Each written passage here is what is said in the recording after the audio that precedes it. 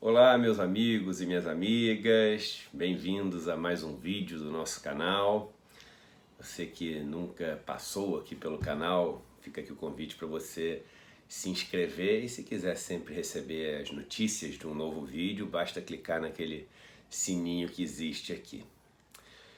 Desde que esse governo foi eleito, existe uma percepção muito forte nas pessoas de que um dos principais e talvez o principal pilar desse governo seja o ministro da Economia, o senhor Paulo Guedes. E isso faz com que muitas pessoas imaginem também que uma eventual queda desse pilar desestruturaria completamente o governo. Ou seja, se por algum motivo o ministro Paulo Guedes saísse do Ministério da Economia, isso faria com que o governo fosse derrotado ou seria o começo do final deste governo. E talvez essa seja uma imagem um pouco equivocada das pessoas, e eu explico o porquê. O ministro Paulo Guedes nunca foi a primeira opção do tal mercado, né? O tal ente que existe, que várias pessoas se perguntam quem é esse tal mercado, né? Quando eu trabalhava na Jovem Pan com o colega Vila, ele sempre falava na Jovem Pan, falava assim, vem cá, um dia eu queria conhecer esse tal mercado que falam tanto que eu nunca fui apresentado. E quando a gente está falando de mercado, realmente é esquisito, né, tratá-lo como se fosse um ente assim que existe. Olha ali o mercado de amarelo andando na rua. E o tal mercado, será que ele não vai gostar disso? O que o mercado vai achar dessa decisão? E a verdade é que esse mercado, né, o Le Haute Finance, né, do Karl Polanyi, que ele chamava nos textos dele, né, é simplesmente um conjunto de interesses que existe representando as classes dominantes, principalmente as classes dominantes do setor financeiro de um grupo, né? No nosso caso aqui, os bancos e todos aqueles que compõem o sistema financeiro. E o Paulo Guedes, ele nunca foi assim o número um dessa turma. Primeiro porque nunca foi uma unanimidade no setor financeiro. E aqui é uma constatação absolutamente factual, né? Paulo Guedes, dentro do mercado financeiro, é uma pessoa que tinha vários admiradores, mas tinha várias pessoas que também achavam que ele não era um cara pragmático ou não era um cara que tinha já mostrado assim uma efetividade muito grande das suas ideias quando passou pelas empresas que ele passou. Então era um cara contestado até no mercado financeiro. Até aí nenhuma novidade. A maioria das pessoas é contestado por uns e é admirado por outros e dificilmente alguém chega à unanimidade. Mas o fato é que o mercado tinha escolhido outros nomes para representá-lo, né, nas últimas eleições. O candidato do mercado era claramente, no começo do pleito, o Geraldo Alckmin, e isso fez com que os candidatos também a conduzir a política econômica de um eventual novo governo ficassem muito mais naquele lado do que na candidatura do Jair Bolsonaro. No final, Jair Bolsonaro mostrando-se capaz de vencer a esquerda no pleito, esse famoso mercado, né? Esse ente aí quase que mágico, resolveu abraçar Paulo Guedes como a opção que tinha e passou a criar esse mito aí do super-ministro, do pilar, daquele que representa a supercompetência, o super-preparo.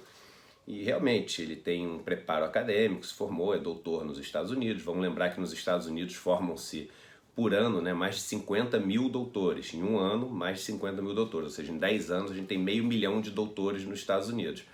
Então, apesar de ser super nobre uma pessoa se formar como doutor e algo digno de admiração, sim. Não estou falando de um modo geral, né? Os doutores, se os doutores fossem a solução simples para os problemas do mundo, nós temos mais de 500 mil de doutores formados só nos Estados Unidos em uma década, né? Então o mundo não teria mais problema nenhum. O fato é que Paulo Guedes acaba incorporando essa vontade aí do mercado e essa necessidade do mercado de ser representada e continuar conduzindo a política econômica que começou até no final do governo Dilma, ali, né, com Joaquim Levy, emenda com o governo Temer, com todas aquelas maldades ali de reforma trabalhista, de desidratação dos sindicatos e da capacidade de associação dos trabalhadores, e que segue com uma tentativa de reforma da Previdência no governo Temer, que não acontece, e aí acaba desaguando dessa reforma da Previdência que a gente está discutindo agora, que em alguns pontos é até mais cruel, mais draconiana para os interesses da população mais pobre, que realmente é quem precisa mais da Seguridade Social do que era a proposta do Temer. Mas enfim, Paulo Guedes acaba sendo este representante. Só que ainda continua sendo Paulo Guedes, o nome que nunca foi assim o preferido do tal mercado, nunca foi a opção número 1 do tal mercado, nunca foi o exemplo daquilo que o tal mercado acredita em termos de capacidade técnica e política juntas para poder implementar todas as suas medidas, que claro, são medidas que prejudicam demais toda a classe que trabalha, toda a classe que gera riqueza, e fazem com que os lucros das maiores empresas, dos maiores grupos, seja cada vez maior.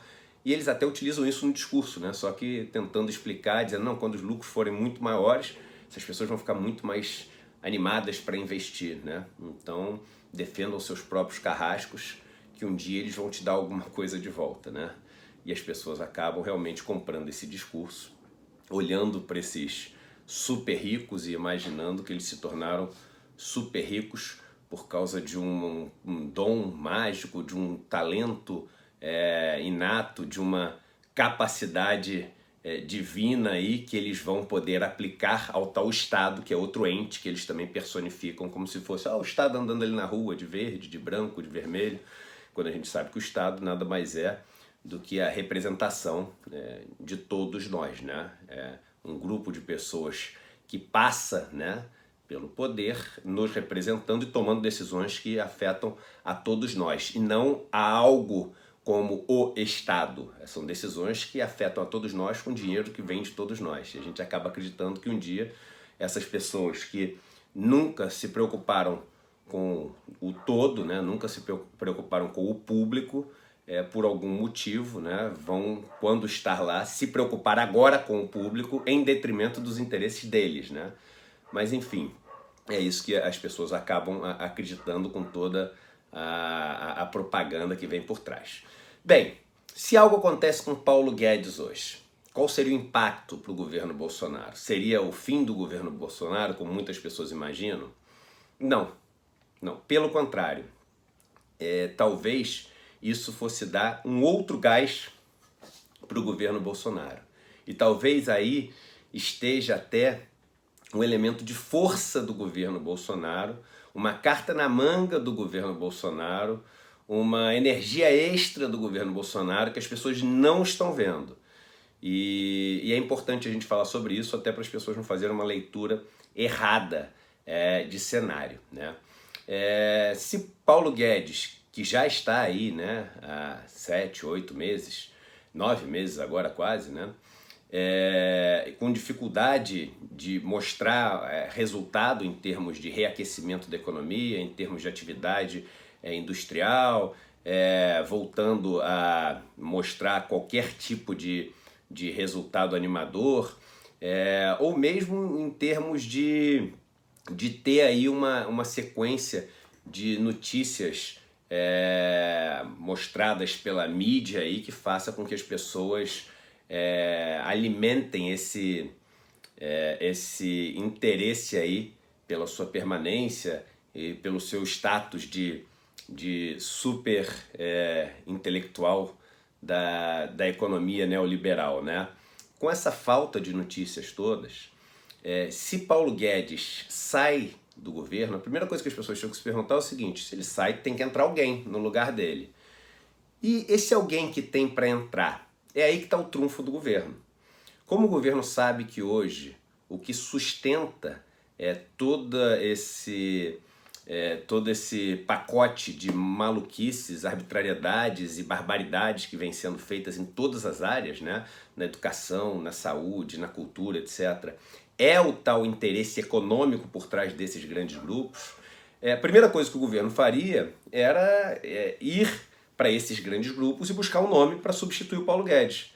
E aí, esses grandes grupos têm nomes que agradam muito mais a eles do que o próprio Paulo Guedes. E que são nomes que também vão continuar com todas essas maldades que estão em curso, né? Como a reforma da Previdência, a continuação da reforma trabalhista, a reforma tributária, que não transforma o nosso sistema num sistema progressivo, que mantém a regressividade do nosso sistema, etc. Então, esses grupos econômicos têm nomes que são capazes de fazer isso com muito mais articulação política, com muito mais jeito, criando muito menos arestas, criando muito menos inimigos, de uma forma muito menos verborrágica e agressiva do que o próprio ministro, talvez até de uma forma muito mais eficiente para eles, né? E aí vem vários nomes que poderiam fazer isso, né? O próprio presidente do Banco Central, o Roberto Campos, poderia ser uma pessoa, o próprio Henrique Meirelles poderia ser outra pessoa, que é muito mais bem vista pelo mercado. Vários economistas que já passaram pelos grandes bancos, como economista-chefe dos grandes bancos, aí, Bradesco, Itaú, Santander, de todos eles, são economistas que poderiam, e vários que já ocuparam os cargos de diretoria de Banco Central, poderiam assumir também.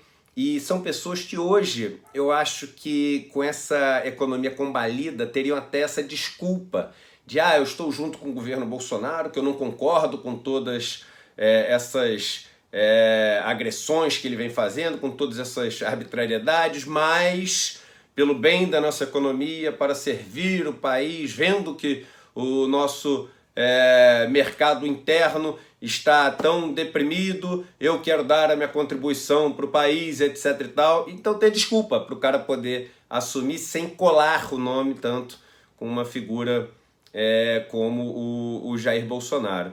Imaginem se sai o Paulo Guedes e entra um desses outros nomes que a gente está falando, seja o Meirelles, o próprio Roberto Campos, ou um macroeconomista de um desses bancos. O que você acha que acontece, por exemplo, no dia seguinte com a Bolsa de Valores? O que você acha que acontece com os outros indicadores todos de confiança, etc.?